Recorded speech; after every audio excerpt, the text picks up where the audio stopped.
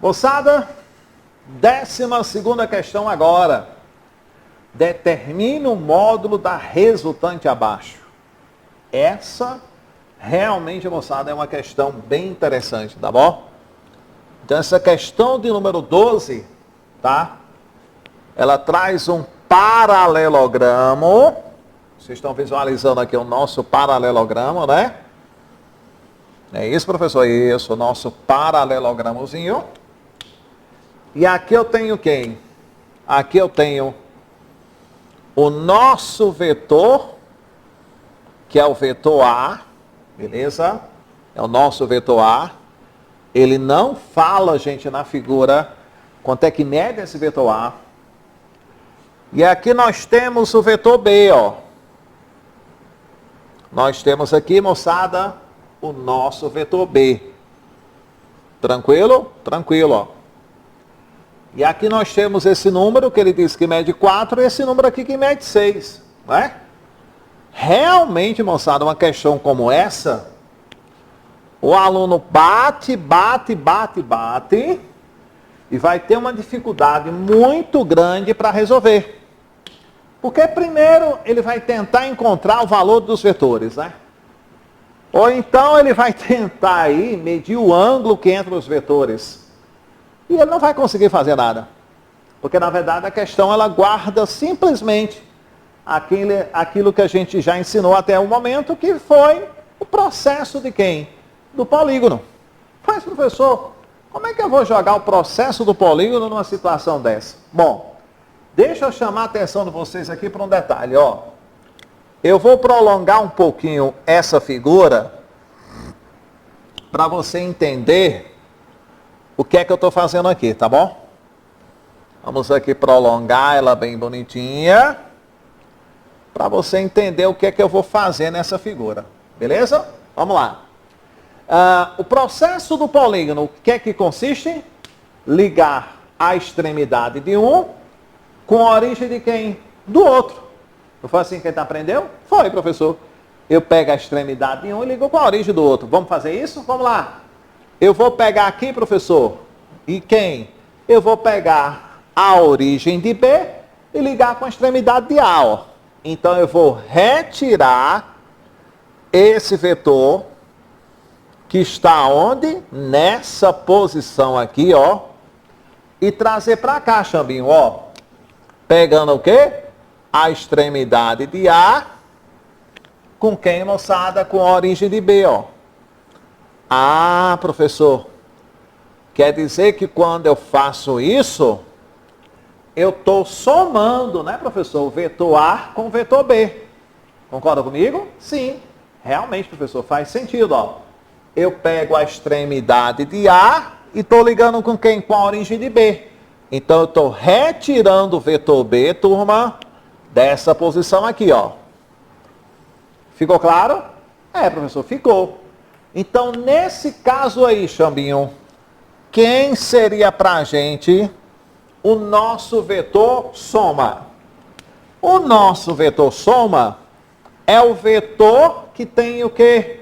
A origem no primeiro, extremidade aonde, moçada? No último. Então, esse vetorzinho aqui, moçada, seria o vetor o quê? Soma. Beleza? Então, o nosso vetor soma é o vetor que tem o quê? Origem no primeiro, extremidade aonde, moçada? No último. Então, professor, esse vetor aqui, ó, é o nosso vetor soma. Então, se esse vetor aqui de vermelho, né, é o nosso vetor soma, eu pergunto para vocês, quanto é a medida, né, daqui para cá? Olha bem, se essa medida daqui para cá é 6, essa medida daqui para cá também é quanto? É 6. Portanto, essa medida sendo 6 e essa daqui também sendo 6, quanto é que seria, moçada, essa medida total que a gente tem aí? Eu posso afirmar para você que o nosso vetor soma seria esse pedaço que é 6, mais o outro pedaço que também é 6. Então, quem é o vetor soma? Seria igual a quanto? A 12. 12 o que, professor? 12 unidades. Portanto, moçada, se o nosso vetor soma, né, ele mede 12 unidades, qual é a opção correta que nós temos aí? A letra E, né? Letra E de Esmeraldina, a 12ª questão do nosso material, tá bom? Então agora a gente vai dar uma paradinha breve, tá? Nessa questão aí dos desenhos, né? Das resoluções de questões. E nós vamos aí, moçada, falar um pouquinho sobre o processo analítico e a tal da regra do paralelogramo, que se encontra aí, moçada, no manual de vocês, no módulo de vocês, na página 21, tá bom? Na página 21, a gente tem aí, moçada, a regra do paralelogramo, que a gente vai discutir agora essa regra, traduzindo, né, moçada, em termos o quê? Matemáticos, tá bom? Tem que deixar bem claro que em termos matemáticos a gente vai mostrar essa regra agora, tá bom? Professor, oi. Tem algum pré-requisito matemático, né? Para a gente entender a chamada regra do paralelogramo num aspecto quantitativo, ou seja, no aspecto de números? Tem. O pré-requisito, com certeza, é você lembrar um pouquinho da famosa lei dos cossenos, tá certo? O pré-requisito é somente esse. Então você tem que lembrar um pouquinho da lei dos cossenos para entender como é que funciona essa regra do paralelogramo. Combinado assim? Então vamos agora, moçada, iniciar o processo analítico, ou seja, calcular a resultante de vetores realmente utilizando o quê? Equações. Utilizando o quê, moçada? Fórmulas em si. Tá bom? Espero que o pessoal tenha já copiado aqui, já tenha anotado. Caso você não tenha anotado, tá bom? Retorna aí o vídeo aí, para ok? Dá aquela pausazinha para anotar o nosso cálculozinho aí, que é um cálculo bem simples, né? É mais o que interpretação realmente essa questão. Tá bom assim? Então vamos lá? Bora, professor, vamos lá. Nós estamos aqui praticamente, né, às 9h30 da noite gravando essa aula aqui para vocês, tá bom, gente? Mas essa aula, tá? Ela será exibida no seu horário normal, ok? Nesse momento crítico que a gente está passando, tá? Então eu entrei em bom consenso com a coordenação, no sentido que as aulas da semana que vem eu gravaria tudo em uma semana só, para justamente evitar o deslocamento, né? Eu acabei de saber, tá, que o deslocamento dentro do estado do Ceará estão bem restringidos mesmo, né? Então o que que acontece? Jamais eu poderia me deslocar de ônibus para cá, só realmente de deslocamento próprio. Então por esse motivo a gente está gravando a nossa aula, para não deixar você realmente sem o quê? O conteúdo primordial, tá bom? Outro detalhe, no dia da exibição dessa aula, eu estarei online. Essa aula, né, ela vai acontecer numa quinta-feira, dia 26, tá certo? E eu estarei online a partir das 7h15 da manhã. Beleza? Vamos para frente? Bora lá. Vamos tranquilamente isso daí. Professor, o que seria, professor, a chamada regra do paralelogramo? Eu poderia colocar, moçada, de cara, né, a nossa regra do paralelogramo, mas ela fica uma coisa meio solta se o aluno não entender a lei dos cossenos, tá certo? Então, eu me sinto aqui no dever de mostrar para vocês aqui, primeiramente, moçada, quem seria para a gente a lei dos cossenos. Porque sem ela, não dá para trabalhar, né? Então, vamos chamar essa medida aqui de A, essa medida aqui de B, e essa medida de quê? De C. Então, moçada, para que serve a famosa lei dos cossenos? A lei dos cossenos, ela serve para você calcular qualquer um desses lados em relação ao ângulo formado entre eles. Como assim, professor? Digamos, eu quero que você calcule para mim o lado C. Então, como é que a gente escreve a lei dos cossenos se eu quero calcular o lado C? Eu escrevo dessa maneira, turma. Eu digo que C ao quadrado vai ser igual a quem? A soma dos quadrados dos outros dois. Olha que interessante isso. Menos o quê? Menos 2 vezes o produto deles, multiplicado por quem, moçada? Pelo cosseno do ângulo formado entre os lados A e B. Então vocês têm aqui, moçada, que os lados A e B, o ângulo formado entre eles é o ângulo quê? É o ângulo A. Então é menos 2AB, né, professor? Multiplicado pelo cosseno de quem, galera? Pelo cosseno de A. Ok? Então aí seria no caso que eu peço para você calcular o lado C. Digamos, Xambinho, que eu peço para você determinar a lei dos cossenos para calcular o lado A. Como é que eu faço? O lado A ao quadrado é igual a quem? A soma dos quadrados dos outros dois, que seria quem? B ao quadrado mais C ao quadrado, menos quem? 2 vezes o produto dos lados, menos 2 vezes o produto dos lados, multiplicado por quem, moçada? Pelo cosseno do ângulo formado, que no caso aqui, ó, quem é o ângulo entre os lados B e C? É o ângulo C. Então isso aqui é o cosseno de quem, galera? Do ângulo C.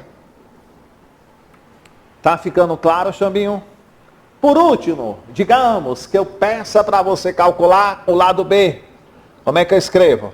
Lado B ao quadrado é a soma de quem?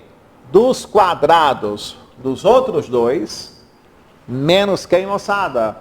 2 vezes o produto deles, multiplicado pelo cosseno de quem?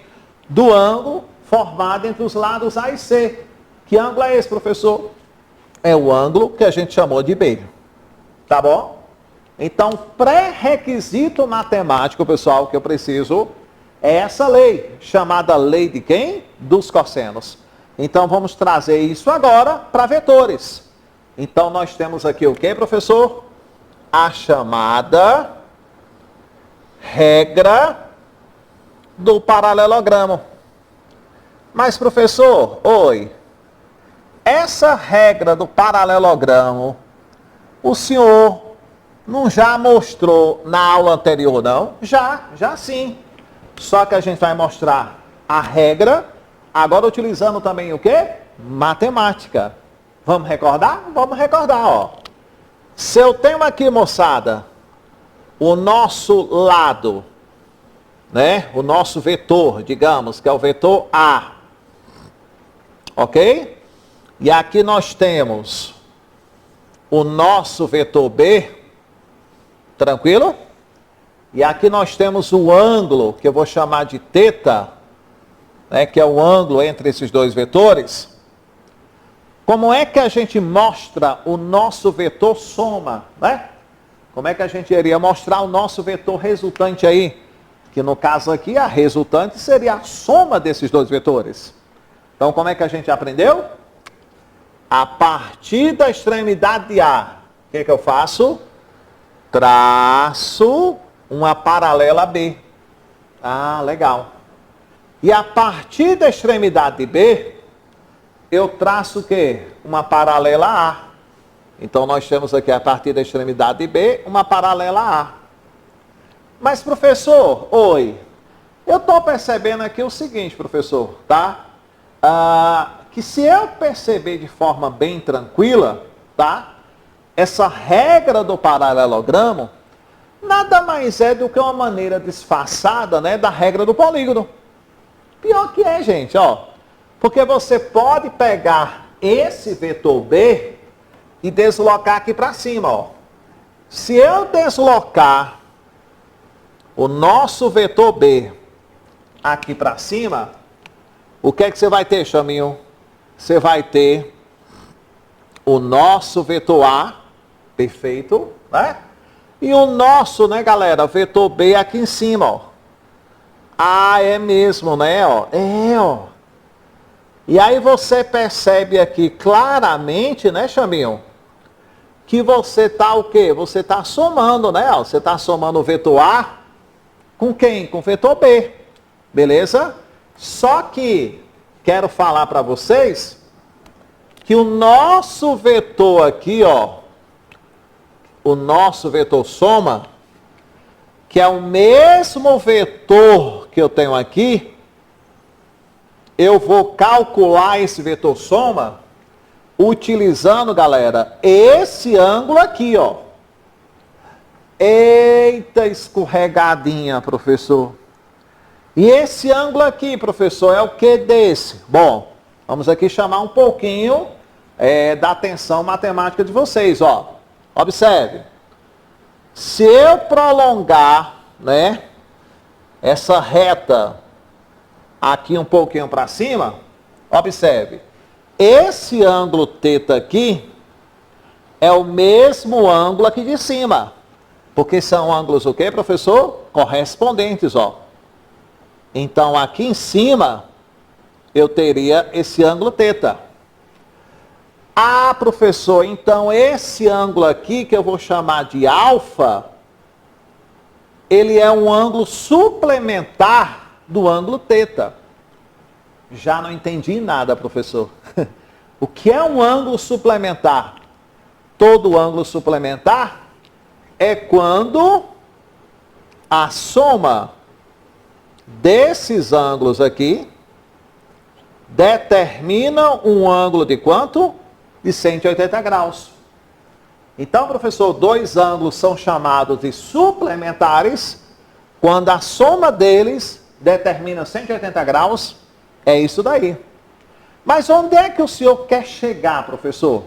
Gente, tem uma propriedade na trigonometria que é muito interessante. Não vale a pena a gente parar e demonstrar a propriedade da trigonometria. Tá certo? Não é a função de nossa aula. Então, por isso que eu vou anotar para vocês aqui. Propriedade dos ângulos complementares. Como é que é, professor? Dos ângulos suplementares. Como é que é, professor? O cosseno de um é igual a menos o cosseno do outro. Ou seja, eu poderia dizer que o cosseno de alfa é igual a menos o cosseno de θ. Ou eu poderia afirmar que o cosseno de θ é igual a quem, Chambinho? A menos o cosseno de alfa. Então, professor, o senhor está afirmando que quando eu tenho dois ângulos, o quê? Suplementares, o cosseno de um é igual ao cosseno do outro, só que recebe o sinal o quê, moçada? Negativo. Cosseno de um é igual a quem? A menos o cosseno do outro.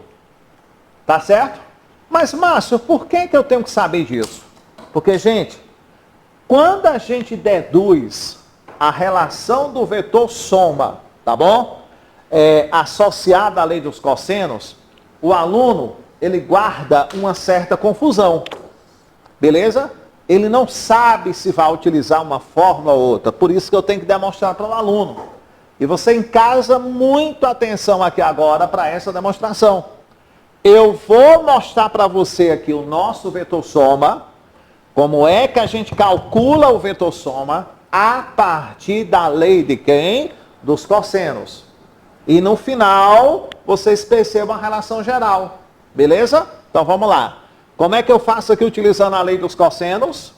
Vetor soma ao quadrado é igual a quem? A soma dos quadrados dos outros dois, menos o que, pessoal? 2 vezes o produto deles, multiplicado pelo cosseno de quem, galera? De alfa. Tranquilo? Tudo massa? Eu sei que nesse momento você está comparando aí o nosso módulo e dizendo, professor, aqui na formulazinha do vetor soma, na formulazinha do vetor resultante, não tem esse menos não. Tenha paciência que a gente chega lá, ó. Vetor soma ao quadrado será igual a quem? A ao quadrado mais B ao quadrado 2AB vezes. Quem é o cosseno de alfa? O cosseno de alfa, galera, pode ser quem? Menos cosseno de teta. Ah, é mesmo. O senhor falou, né? Que quando os dois ângulos são suplementares, o cosseno de um é igual ao cosseno do outro, só que é negativo, isso? Então aqui seria quem? Menos o cosseno de teta, ó. E aí, professor, se eu pego menos com menos, vai dar o quê? Vai dar mais, né? Então nós temos que o vetor soma ao quadrado seria quem?